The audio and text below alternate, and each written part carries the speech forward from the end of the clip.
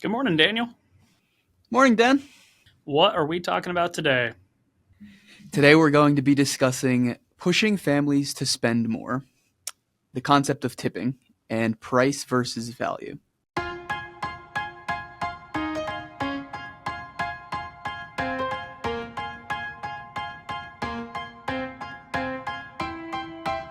Welcome to the Science of Wealth, where we discuss the science behind financial planning and the art of learning and applying it.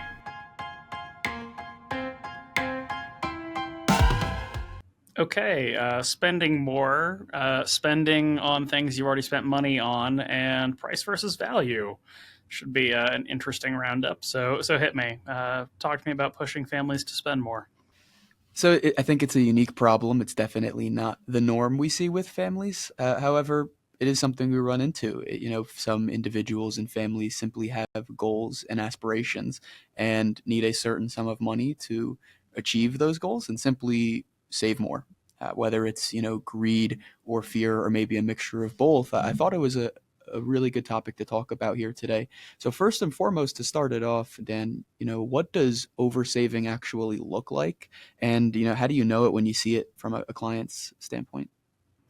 Well, I mean, I can tell you what it looks like from personal experience because I oversave today from a financial plan standpoint.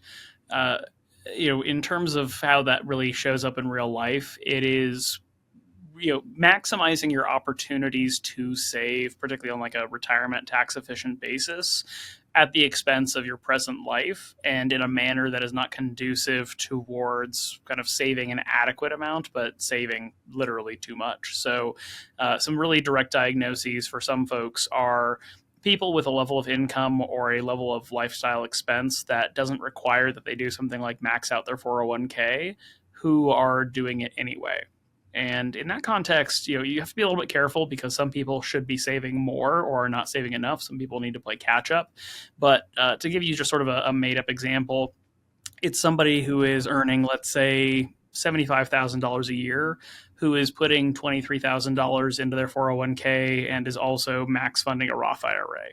Right. So somebody who's saving essentially $30,000 a year, almost 50% of their income. Now, you can get into things like the FIRE movement, where that's the whole goal. But from a fundamental standpoint, what that type of saving behavior is likely to produce is ideally financial independence early. But if that's not your actual objective, if you're just saving for saving's sake and you have no intention of quitting your career early or stopping work early, then that's going to result in a world where you have essentially more money than you know what to do with later in life. And we can all think of creative ways to like light money on fire, but in a general sense, right, we're putting so much money away that we're foregoing the quality of life today or foregoing a more reasonable quality of life considering our means. Interesting. Yeah, it's definitely not the norm, but it is something we see, and a lot of people. I think a really good thing you said there was, you are maximizing the savings at the expense of today. But for a lot of these families, they might not need to. They're already saving an adequate sum and have the opportunity to start spending more. So let's say we we had a client that we were trying to motivate to start spending more. How do you engage that conversation, and what are some of the potential opportunities or levers you might present to them as chances to start using that money more effectively? Sure. So, assuming that somebody is genuinely oversaving, the core question here, or sorry, let me back that out. Whether they're oversaving while they're still working in the accumulation phase without any particular goal that warrants it, i.e., I just want to retire as soon as possible, or conversely, somebody who is already in retirement who is underspending, there's really sort of two baselines for that. For the person who's working today and who's oversaving today, I always want to be cautious about telling somebody, "Hey, just you should go spend more money," because that sometimes can come around and backfire on us. But often I'm going to look for sort of where are the friction points in their lifestyle. A lot of times, people who are doing this are suffering from other anxieties or stresses. So, for example, they talk about not having a lot of free time, or they talk about feeling stressed about how much money they're saving for their kids' college and their retirement, and trying to be responsible, or they're overworked. They're talking about not taking enough trips or vacations or that sort of thing, or they have a physical ailment and they're not spending. a lot of times somebody who's oversaving to such a degree that it warrants a conversation is somebody who's really exhibiting a big element of either what's called a money focus money script or a money vigilance money script. And these are similar but different. Money focus really emphasizes just, hey, the accumulation of wealth for wealth's sake. This is a script you might see in somebody like a billionaire, right? Somebody who seems to have more money than they'll ever need and yet does not seem disinterested in making more money than they'll ever need. Money vigilance is just somebody who is very, very cautious and careful about how they deploy their money and their resources. They don't want to overspend. They tend to forego things. They buy clearance items and thrift items. They will buy close to expired or day old stuff. And on some level, I think a point of caution for people who are experiencing either of those scripts in how they need to think about addressing those things is just to remember that tomorrow is not promised, right? We're financial planners, so we always emphasize long-term planning and saving for retirement, building up wealth, and having enough to provide for yourself and so on. But every day somebody gets hit by a bus. Every day somebody gets a cancer diagnosis. Every day somebody suddenly has a heart attack. And so it's something to be important, something to kind of keep in mind is that the objective of saving money is good and building wealth is good, but we should not do it to such an extent that we run the risk of never enjoying the fruits of our labors, where we're not taking those trips, we're not having those unique experiences. So often as a financial planner, advice for this will be, hey, you could afford to take an extra vacation every year, or hey, you say you're really focused on your health, but you don't really spend a lot on groceries. I think you could maybe afford to buy some higher quality food or clothing. Hey, you not to be too picky about fashion, right? But you're sort of wearing the same stuff year after year that I see you. Have you ever thought about getting yourself something else? And I've done this myself, right? I ran the same running shoes about 10 times longer than the recommended life. I wore my first set of kind of work and professional shoes for about 7 years too long, to the point that they literally had holes wearing through the soles. So I'm not unfamiliar with this, but there comes a point at which if you're saving that much and so much that you really realistically you can afford to keep saving as much as you're saving, but also could probably afford to spend a little bit on yourself or on your family or on experiences or memories, or if you just don't feel comfortable spending on yourself, if you're a really ascetic type of person, give it away, donate it, put it to good use somewhere else. But all this to say, there's an element of preparing for the future and there's an element of enjoying the present. I don't think I could have said it a lot better myself. I do also enjoy beating a nice pair of shoes into the ground, so I can understand that. I think for folks a little bit later in life too, it's not just buying things; it's buying back your time. Time is the one thing we simply cannot take it back once it's already passed. However, you can buy your time back, whether it's having somebody do grocery shopping for you, or starting to delegate in certain tasks that your entire life you have taken the responsibility on. So many people that are a little later in life come to us and say, I just wish I had more time. It's not more money. It's not more prestige or fame. It's I want more time. So I think challenging families and folks to buy their time back is equally, if not more valuable than simply buying things or donating money. Well, and in that particular context, question I often like to ask clients, what would financial success look like for you? If money wasn't the issue or the object, what's different in your life? And sometimes clients really struggle to articulate that. They just haven't gotten quite that far ahead in how they think about money and their personal life. So the example that I'll share with them is, look, I don't want to clean my own house. I don't want to fix anything in my own house. I don't want to have to build anything in my own house. There are people who do all of those things full time for a living. They're great at it. I'm bad at all of it. And so I would rather trade the money for the time, not only just for the time, but also for the sake of it being done right and by somebody who is genuinely good at it. And that's just one example. But that means, that translates to paying somebody to clean my home, paying somebody to garden or take care of the yard, paying somebody to, caulk the little cracks or change the filters in furnaces and so on. And for a lot of people, they kind of scoff and say, well, that's a waste of money. And it is to you. In what you value and what's important to you. But that's the sort of thing I encourage people to think about is, if money was not the sole object or the sole obstacle, what would we want our life to look like? And then when we think about whether we're saving adequately or oversaving, or whether we're spending adequately or underspending, let's just apply that logic. Hey, if money's not the problem here, what would I want to spend my money on? And that can be a really helpful frame to just improve the way that we're spending our money and to improve our day to day quality of life. That's perfect. So this topic here, number two, might be a little bit of a ticking time bomb in some ways, as it's going to divide, I'm sure, a good amount of people. But it's this concept of tipping, Dan, and I'd say recently, a lot of my friends and family like to tell me it's gotten a little bit out of control. This tipping culture and who gets tipped, who doesn't get tipped. So I wanted to talk about it today. What are some of the general rules of thumb when it comes to tipping? Because it seems like more and more services are asking for gratuity these days. So, this is an interesting subject because there's been a universal tip standard for quite a long time. And it's really only with the advent of kind of more consumer facing, customer facing point of sale systems. When it's what I mean by that is you go to the coffee shop and it's not sort of an analog cash register where they like typed in the price of your goods and then it kind of spit out a paper receipt and then they told you, hey, that'll be $4 or whatever. But in the advent of things like Square point of sales, where it's an iPad that sort of flips around to face you, and you have to, finger sign your name, and also it'll pop up and say, do you want to pay 15, 18, 20%? The advent of that type of technology and the research around behavioral nudges has started to move the needle on the tipping stuff. So I think it's interesting, and you know exactly where my benchmark for this is, but my benchmark on gratuities is 15%. And there are people out there who will say, I always tip 20%. Great, good for you. There's people say, I never tip less than 25, 30. Great, good for you. That's fine. But I find it interesting that has started to happen because that represents that nudging effect starting to creep into the social consciousness. It's a desire to avoid friction around a transaction that leads us to just go ahead and pick one of the options on the screen instead of hitting no tip or instead of hitting custom tip and taking extra time to type in the number. But until technology and sort of behavioral finance and financial psychology started to show that you could get people to tip significantly more just by reducing the friction, right? Making it more of an opt-out process than an opt-in process. The standard for gratuities pretty much universally was 15% for normal service, 20% for great service for restaurants and various places like that.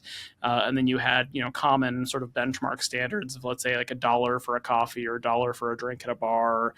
Maybe it was $1 to $5 for somebody who helps you with your bags when you take a shuttle or a bus or something like that. And they, at the airport, and they, pick your bag up and whatnot.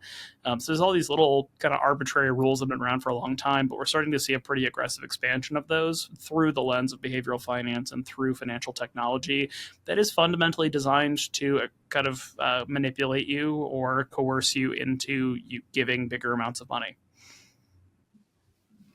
I think you said something in there that I really liked. It was the desire to avoid friction when it comes to tipping, because that's so true.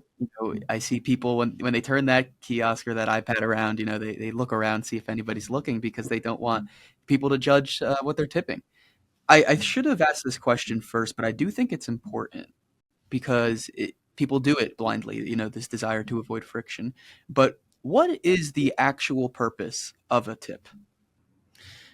Historically, tips sort of sprung up during the Great Depression as a way for restaurants to afford labor during a time in which they couldn't really afford to employ people at full wages. So, I mean, there's sort of an old expression that tip stands for to ensure prompt service. That's not really true, but it's sort of in the same way people make up like that news is supposed to be an acronym, even though it's the etymology of news has nothing to do with an acronym. But all of that to sort of say the original purpose was literally to fill in wages that otherwise couldn't be afforded during a tough economic time. And other countries adopted tipping and gratuities around the same time, but they then moved away from them as the Great Depression ended. The United States, quite uniquely in the world, didn't. So when you go to many other countries, there's either a service charge baked into the price already, or that is explicitly stated in the process. And in some countries, you don't tip. it's considered rude to tip because it's supposed to sort of suggest a classist sort of demeaning behavior to say, oh, I'm so much better than you that I'm just going to give you money for doing your job. In other countries, gratuities are somewhat expected or optional, but they're much smaller, right? 2%, 5%, 10%, as opposed to 15, 20, 25, 30 that you now sometimes see at various institutions.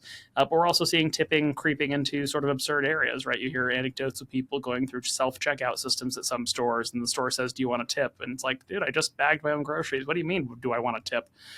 So it's an interesting history, and again, this advent where we're starting to see much more aggressive tip pushing is largely just a byproduct of technology and kind of psychological research.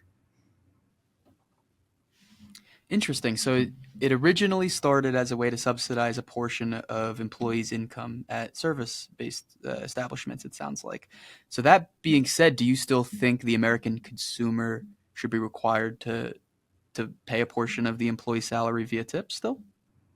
I think that's a messy question because there's sort of an element of where are we. So I'll use Colorado as a really specific example.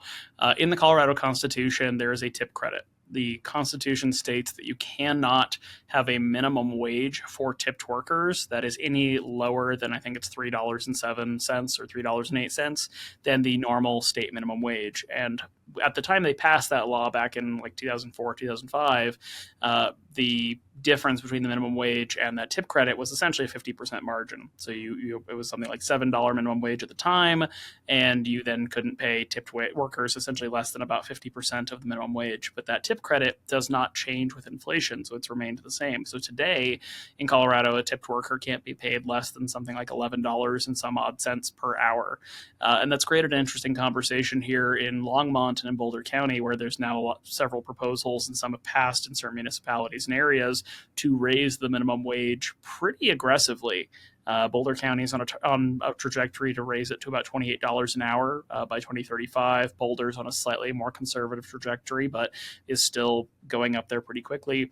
And because that tip credit doesn't change, as that was being evaluated in Longmont over the past month and city council held meetings and so on, we saw some people working in restaurants, right, or business owners, restaurants coming up and saying, quite literally, today I've got people working front of house in the restaurant who are making $30, $40 an hour, right? Meaning that they're making, 20 plus, 30 plus dollars from gratuities on an hourly basis, and then still being paid an hourly rate of 11 plus dollars an hour on top of that. And so the interesting dynamic that sort of arises from that is, we have a pretty firm culture in the United States, right? If you can't afford to tip, you can't afford to eat out, right? If you go to a restaurant, you don't technically have to tip, but I mean, I'll just be the person who says it. You're an asshole if you don't. But by extension from that, we're starting to see gratuities again. Some places like restaurants come up and they have a little toast machine or a little square machine that you have to finger sign and select a tip, and they're starting off with default gratuities of 20, 25, 30% on the screen, and you've got to go out of your way to tip less if you want to, and a lot of people just won't. They'll just eat the extra gratuity even if they wouldn't have tipped that much if it had just asked them what they wanted to tip in the first place. You also see it on receipts, but then you're now seeing it more in coffee shops. You're seeing it in many more service businesses. And there's certain industries where it's sort of interesting that gratuities exist. I always think of tattoo shops where you might be paying a tattoo artist, $100 an hour for their work, and they might be keeping, let's say, $80 of that $100 an hour as part of their employment. And then, you might pay them, let's say, $400 for a tattoo over several hours. And then, by the way, you're still expected to tip another 15, 20, 25% on top of that, even though you just paid them several $100s. So it's interesting how that's sort of expanded and how that's gotten out there. But to come back to your core question, should you tip? Yes, you should tip. But I do think it is completely fair for anybody to kind of directly push back against the manipulation, right? When somebody hands you a point of sale system or turns around the register and it's asking you to tip, 25% by default or 30 or 35, I think it's perfectly reasonable to click the custom tip thing and put in what you actually think is reasonable for what you've been provided, and to, introduce that friction and not be ashamed of it, because at the end of the day, it is just deliberately manipulating you for financial purposes. And so I think it's perfectly fair to say, I'm not going to let you do that to me. Okay, and then this is more of a technical question. When you get a bill, let's say the pre-tax bill is $100 and after taxes is 110 for ease of example. Are you supposed to tip the percentage on the pre-tax or the post-tax figure? The interesting thing here is that you'll get arguments about this. There's no rule technically. I would argue that you should be tipping based on the price of the things you purchased, and I think all the people being tipped would argue you should be tipping based on the gross amount. And that's again something where you can definitely argue it both ways, but I think that comes back to personal preference. And if somebody says, hey, you didn't tip me 15% of the gross or of the sort of net of tax amount, you only tipped me on the gross amount, at that point we're starting to hem and haw over a difference of like several cents or $1 or something. And at that stage, I just think you walk away from that conversation because again, it's technically not a requirement; it is a gratuity, and you are inclined to be as gracious and grateful as you want to be or not. And again, I do return to the point: if you don't tip, you're an asshole. But in that same sense, if somebody is really nitpicking you on whether you tipped on the tax as well or just tipped on the actual purchase price, just don't get into that conversation. Do whatever you want. It's up to you. Yeah, I think that's just the financial planner in me. So, last question here. Let's say you're a strict 20 percenter or 15% or whatever the case may be. Do you typically change that percentage based on the level of service received, or do you typically still tip the same amount because that's what you've committed to? Personally, this ends up being for me a decision really just around quality of service, but it's really just a question of how I'm going to round. If I think the service is normal, not even exceptional, but is normal, my general rule is going to be 15%, but just rounding up to the next $10. So if my thing is, let's say, $17, I'm going to tip $3. And if my thing is $25, I'm going to tip $4.50. I'm just going to do $1.50 per $10 and keep the math pretty simple there. But if I think the service is subpar, then you're going to see me do the math on exactly 15%. And again, I'm not going to short you. You were working for a living. Maybe the kitchen was slow. Maybe somebody didn't cover your shift appropriately. Maybe something's out of your control, whatever it is. So I'm not going to short you as my server or as the service provider in this particular case. But I'm not going to give you a penny extra than what is sort of socially and culturally commensurate with the norms. Fair enough. Last topic here, Dan, and I know this is a hill that you would die on, and something you impress upon me, but also the team. It's observing, but also recognizing the price of something, but also the value you received for the price you're paying. Uh, Price is arbitrary, value is fundamental, and I think you'll recognize this name here. Some guy named Warren Buffett said, "Price is what you pay, value is what you get." So I wanted to talk about it a little bit today, not only in the concept of investing, for retirement and finding quality investments, but also just this concept of paying for things that are valuable but maybe might be expensive. So let's just talk about it a little bit. You know, is it really something that we have to evaluate with all our purchases? Is the value received for the price we're paying? No, not at all, actually. I'll use an example that I use to explain a particular economic theory, which is the economics of information. Very succinctly, the economics of information says we are going to price shop until we cease to benefit from continuing to price shop when we look for a good or service. So, the example that I'll give about where we immediately cut that behavior off is you take your kids or your niece, your nephew, you take children to the county fair, and you know that everything at the fair is designed to extract as much money from you as possible, right? You want to throw darts at balloons, it's going to be $5. You want to throw balls at the little bottles on the shelf, it's going to be $5. Like everything's going to cost money, and you just accept that going in, and that includes food, right? Everything's going to be overpriced. So when one of the kids says to you, "Hey, I'm thirsty," you look around for a water fountain, you don't see one, so you then go up to one of the little trailers that's selling, fries or hot dogs or whatever it is, and you say, "Hey, can I get a water?" And they tell you it's going to be $8, and you know that this little bottle of Aquafina they're offering you sells for like $3 for 36 in a pack at the grocery store. You are being ripped off to the tune of like $7.80 for this bottle of water, and you'll pay it. And you'll pay it because you don't think that if you wander around the fair you're going to find cheaper water because it's the same, the house always wins, everybody's going to be selling it for the same amount. But also b, it's not worth the time and energy. So In that particular sense, right, though I think value is very, very important for us to assess and contemplate when we think about the price of something, there's certainly an element where the price of something is just too low to be bothered with, right? Or the convenience or inconvenience of trying to find a better price really does creep up. This is where, as transactional value increases, you see more professional involvement, right? Realtors would not be a profession if houses were today selling for 5 grand, right? They just wouldn't be. They couldn't make a living at their commission rates, or their commission rates would have to be something like 100%. And we would all do a comparison and be like, look, it's a $5,000 transaction. I'm not paying you an extra 5 grand to do it for me. But because homes sell for hundreds of thousands or millions of dollars, there's an entire profession built around helping people with this very complex and very expensive transaction, because the cost of errors or mistakes or failing to negotiate appropriately can be well in excess of the cost of the professional. So we engage the professional. There is something called client and consumer interaction theory, and essentially just posits that people will essentially make any bargain that they think nets them a value greater than their cost. So for every dollar you insert into the machine, as long as the value you receive back from the machine is equal to a dollar or greater than a dollar, you will engage in that transaction, as much as you possibly can. So as financial planners, we're in an interesting place where we are paid in the medium that we also provide value in, right? We are paid money to improve financial outcomes. And so that creates a very, very blunt economic analysis for some people. And there's large critics of financial planning who essentially just argue that the price never exceeds the value, or vice versa. But the fundamental truth of the matter is, right, value is highly subjective. You said it's objective, right? But it's highly subjective to the person receiving it.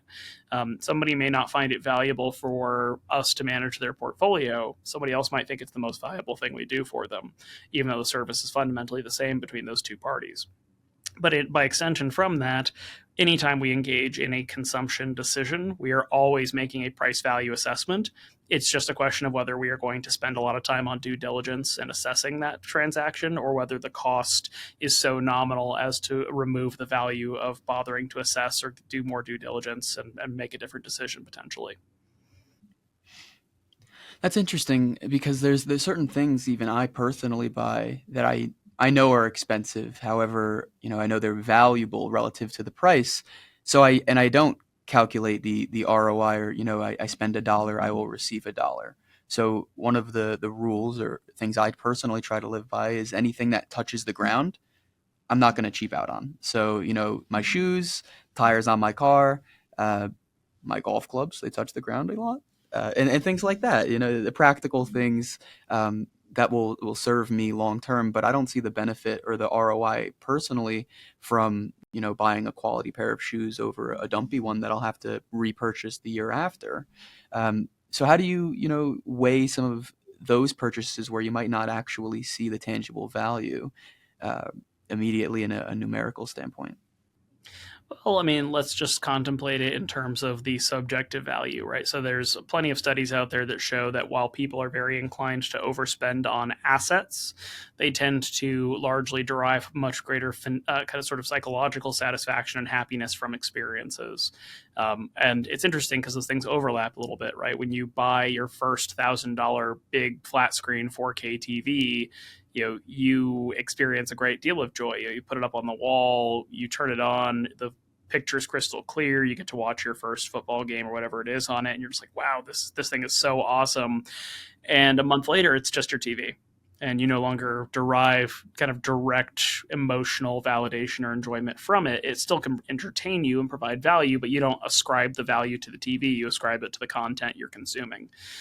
In turn, right, people tend to cheap out on experiences. So a lot of people like to fly coach when they fly, or they look for the cheapest tickets on the cruise line or the cheapest hotel on their road trip, so on and so forth. And that might just be a reflection of their financial means. But back to sort of the underspending, overspending conversation earlier, for some people, it makes all the sense in the world to fly first class pretty much every time they fly, or it makes all the sense in the world to just go ahead and pay $300 for the room at the Marriott instead of $60 for the room at the Best Western, because for them, there's a quality of life element to them.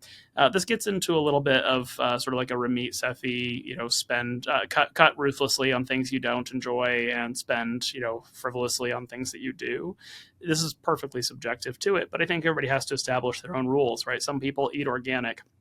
There's not a lot of research on the quality of organic food versus real food in long-term health, but there are some people who swear by organic food, and there's some people who don't care. There's some people who will spend $1,000 on a set of golf clubs. There's some people for whom that would be a complete waste of money. The two people on this podcast being perfect examples of that. So, on some level, it's just a question of what do you value? What is valuable to you?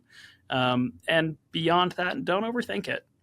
Now, there's a point where, again, we get into the underspending, overspending thing. If we're underspending, it's not so much of a problem. If we're overspending, now we do have to be a little bit conscientious of, hey, like you seem to think it's valuable, but you can't afford it.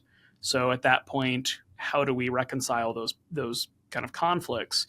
But assuming that we're in a world of abundance and not scarcity, what's valuable to you is what's valuable to you. And as long as you're doing financially responsible things within your means, then enjoy whatever you enjoy and don't overthink it. I think that's a perfect place to leave it, Dan. Sure. Well, then by extension from that, we now, of course, must ask the question, Daniel, it's been a couple weeks since you've been on the podcast. What have you learned that you think our audience would need to know or benefit from hearing? I think this is beneficial for the folks that are on the financial planning side of the audience, but also for the consuming side of the audience. It's that as a financial professional, Daniel Stefanski, not everybody I meet that I could provide value for will want to work with me. And that is completely fine. In fact, it's actually a good thing because I have a certain personality, a certain way of talking, and a certain way of doing things that will resonate with a certain group of people considerably more than another group of people. And that means that the conversations and interactions I have with people like myself will be better, but it also means I'll enjoy working with that group of people better. And there are multiple other advisors who are skilled and competent, who have different personalities, who are better fits for other personalities and other types of people. And I think personally recognizing that and understanding that it's okay if not everybody wants to work with you has been a very beneficial learning experience for me. I'll second that. And I'll also just point out for anybody listening, I will die on a hill that says every person in America could benefit from working with a financial planner. That doesn't mean you would benefit from working with every financial planner or any individual financial planner. There are plenty of times that people come into our office and they would benefit from working with us, but they are at a point in their financial journey where even though we could benefit them, it would be very close to break even with what we would charge them to work with us. And at that point, we're either going to work with them as a pro bono case, or we're going to refer them to another professional who has a lower cost, who can still provide a good deal of value for them. Or sometimes we're just going to give them kind of the blunt assessment. I'll give you a good example. Earlier this year, a couple came in and they had a number of financial goals and objectives. And one of the biggest issues facing them is they had tens of thousands of dollars in credit card debt. And I could just tell from the initial consult, from the data gathering and the review, that the only advice I was going to be able to give them for the first 6 months of their engagement was going to be, you've got to get the credit card debt paid off. It's just too expensive. And so we made the decision in that conversation to look at these folks and say, hey, I'm going to tell you the piece of advice I'm going to give you. And it's the only thing I think you should do for the next 6 months is just pay off your credit cards. And if you go and do that, and then you want to work with us after you've done that, then that's a good basis for us to work together. But I don't think it makes sense for you to pay us hundreds of dollars a month to just tell you to do that for the next 6 months. So I'd rather see you do that and then come back and have a conversation with us when that's done. And that's hugely beneficial for them. And by not paying us hundreds of dollars a month, they were able to put that towards their credit cards. I think that same sort of balance exists in all cases. And I would challenge anybody who says, like, I know so much about finance that I never need to consult with a professional. There are financial planners for financial planners. There are financial planners who work with their own personal financial planners. And I promise, unless you do this for a living full time, I guarantee that anytime a professional financial planner looks at your case, you're going to find out that there's something you were missing. There's something you could have been doing better. There's something that could be more optimal. And that even one or two changes might make a difference to the tune of hundreds of thousands or millions of dollars across your lifetime. So it's not to say that everybody needs to work with a financial planner their entire life, but for anybody who thinks that they've just got it on lock and they don't need any help, I promise you, you probably do. You just don't know it.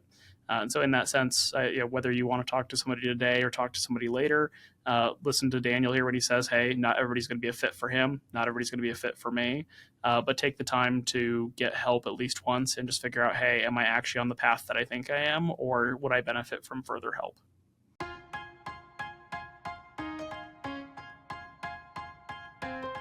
The Science of Wealth is produced by My Wealth Planners, a registered investment advisor in Colorado. The theme song is This Is Your Time by Dan Phillips. The podcast is intended for educational purposes only and is not investment advice or any other form of advice. Not all material discussed on the podcast is appropriate for every individual in every circumstance, so you should consult with a certified financial planner, tax professional, or legal professional as appropriate before attempting to apply any of the subjects, strategies, or tactics discussed on the podcast.